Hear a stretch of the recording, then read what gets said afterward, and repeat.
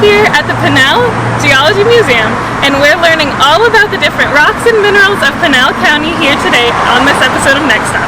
Let's go see what we can find. Good. Hi. This is the Pinal Geology and Mineral Museum. My name's Ray Grant, and I'm sort of the person that organized it, but I've had help from just heaps of volunteers and donations from many people, so it's really come together. We were really fortunate to have what we have here, and it's turned out really good, I think. So I'm going to just take you around and show you some of the exhibits, and hopefully you'll all come down and take a look at them sometime. We're going to be open Saturdays for October, and hopefully in the near future we'll be open more days a week, but you can check with the Chamber of Commerce or with our website, pinalgeologymuseum.org, and you'll find out when we're open. So this is a case with meteorites, rocks from space, and Arizona has one of the best meteor craters in the world, and we have a really nice exhibit of what's that meteor crater. And if you haven't been there, I recommend going.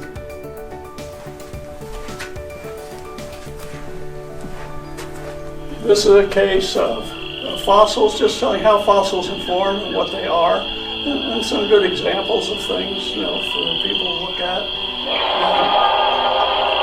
There's our dinosaur work. Somebody donated that to me. I can turn it off.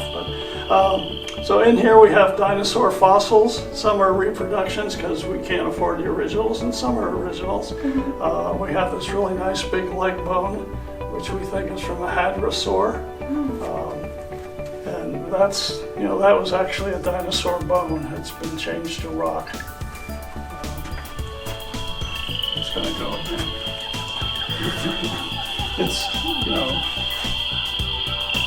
So here we have these two dinosaur models that people bring into Tucson and sell them. And we were very fortunate to get some financing to help buy these.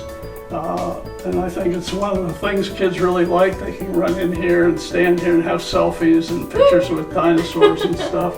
And we had a really great lady from North Phoenix come and paint the mural for us. And I'm really pleased. This sort of centerpiece of the museum, what we have for people to come and see. Everything else here is all kinds of different fossils and rocks. Again, you just sort of have to look at each individual case and see what's in there.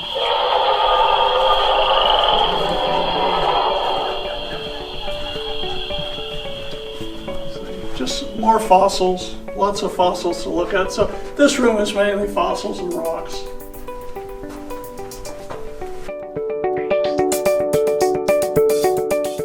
And for kids, we have this fossil dig, so they can dig through here and find the fossil, and then they get a sheet and they try to identify the 4 different fossils, and then they can, take one of each sample of one of each home with them. That's so fun. So, you can see that they can go in there and see what they can find. There's a whole bunch. So, try to hide them so it's a shock. This is sort of under construction yet. The rocks are all labeled and everything. It's going to be the geology of Pinal County, because I didn't think there was an exhibit anywhere in the world with the geology of Pinal County. So it starts with the oldest rocks in the county, from 1.7 billion years old up to the most recent, the volcanic rocks on top of like Walker Butte, which are about 6 million years old. And so there's going to be maps and photographs on the back, and so that we're working on that, but people can come and look at all the rocks. They're all there and they're all labeled, the different rocks found in the county. So where do you get all of them? Are they donated and ones? No, well, go out and find the county ones, field trips. Yeah. That's so fun. So here we have a friend goes to Florida and scuba dives, and he finds these mammoth bones and teeth and the shark's teeth over there in the Gulf of Mexico. Very kindly has donated them to us. So these are from a mammoth, and mammoths lived here in Pinal County if you go back 20,000 years ago. And saber-toothed tigers are saber-toothed cat, some people call them too, lived here too, and this is just a reconstruction of one. And we have some real mammoth hair that came from Russia, from the frozen mammoths. Again, over here, just more fossils and rocks. I do have a little turquoise exhibit. Turquoise is a gemstone of Arizona. We have some really neat shark's teeth. The kids love shark's teeth, so that's always exciting. And I think we have our gift shop. That's how we raise money right now. The admission is free, fossil dig free, everything's free. But we do sell specimens, minerals, and fossils and rocks. And so far, that's been our major fundraiser to date. And we had you guys donated some rocks for our summer reading program, so that was really good. Awesome too. So I call this a mineral gallery. We start here. This is all the different kinds of crystals that form. It needs a little work yet, but you know, I don't like to see an empty case, so I get something in each of them. This is Australian minerals. The family, Weber family, donated his collection, and he specialized in Australian minerals. So we have extremely fine collection of Australian minerals. Spheres, just rocks made into spheres, and people seem to like that. They seem to be attracted to it, to look at what kinds of rocks you can make into spheres. And there's more Australian minerals. This is just some of the bigger pieces that are in the case. And then everything down here is, in all these cases, is from Arizona. So we have, you just sort of have to look at them. We have 992 different minerals found in Arizona right now, and we have a new book coming out next year.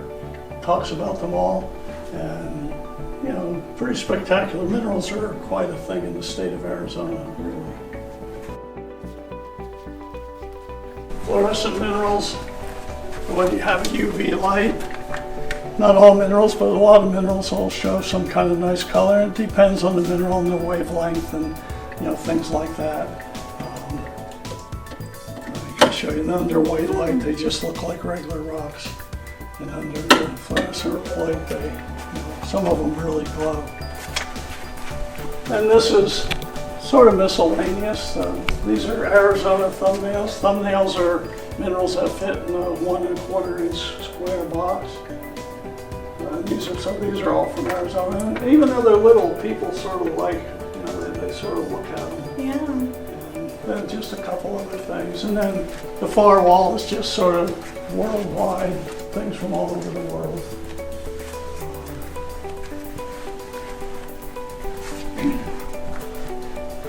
Arizona. So we have the state gemstones, chrysocolla. We have a state dinosaur, Sonorosaurus. We have a state metal, copper. And we have a state mineral as of 2017, which is wolfenite. So this is just a case to show off the state mineral. The legislature passed it and Governor Ducey signed it. So wolfenite is the Arizona state mineral. And we have a couple hundred places where it's found in the state. So that's good. Well, I think that covers it pretty much. I don't know, you have some questions you wanted to ask me? Yeah, is there anything you want people to know when they come to your museum? No, they're welcome, and hopefully they'll come and learn something. Yeah. Bring their kids. We have a big rock pile outside where kids can sort through that and pick up rocks. We have a treasure hunt where kids can fill out a questionnaire from looking at the exhibit and answer the questions, and they get a treasure bag if they fill out the form and bring it back to us. Kids to me are really important, so I try to emphasize that. But everybody, I think, can come in here and just marvel at how spectacular the mineral world really is. It's just amazing. You can see why people collect them. So many different colors and shapes and things. To me, they're just beautiful. Yeah, they are beautiful. Do you know how many minerals you have in the whole museum? No, but I was thinking of that. I was thinking that I have no idea, but that would be good. That's a good question. It's funny that it came to me. Yeah. Well, I guess that's about it. Thank you so much for having us. We really love seeing everything. I'm happy to get any publicity we can. We're sort of hidden away here. Yeah. Well, it's a great hidden gem, you know, you have so many things And here. the whole idea was, to help Coolidge along. I mean, for kids, especially education, but for tourism in Coolidge too. Because a lot of people go to the resort, 70,000 people a year. Yeah. And then what do? Come here. They can come here now. If they pick up a flyer, they could stop here. And then maybe they'll buy lunch in town or something, So the whole idea is to promote the town of Coolidge too, besides the educational part of it. And there's not really other places like this around that I know of, so it's pretty unique.